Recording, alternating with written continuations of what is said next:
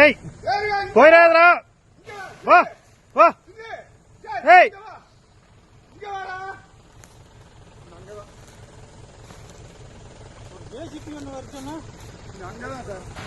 ചില്ലിക്കുമ്പൻ ഒരിക്കലും ആളിയാർ കനാലിൽ വൃച്ച് കിടക്കുക ഒഴുക്കിൽപ്പെട്ടിട്ടല്ല ചരിഞ്ഞതെന്നുള്ളതാണ്.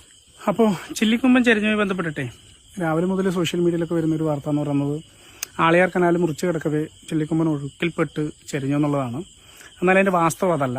കാരണം ഇന്നവിടുത്തെ ഫോറസ്റ്റ് ഉദ്യോഗസ്ഥരുമായിട്ട് സംസാരിച്ചപ്പോൾ മനസ്സിലാക്കാൻ കഴിഞ്ഞൊരു സാധനം, ആന മറ്റാനകളുമായിട്ട് അടിപിടി കൂടുന്നതിൻ്റെ ഇടയിൽ ചില്ലിക്കൊമ്പൻ്റെ അടിവയറ്റിൻ്റെ ഭാഗത്തായിട്ട് ഒരു ആനയുടെ കൊമ്പ് കൊണ്ട മുറിവുണ്ട്.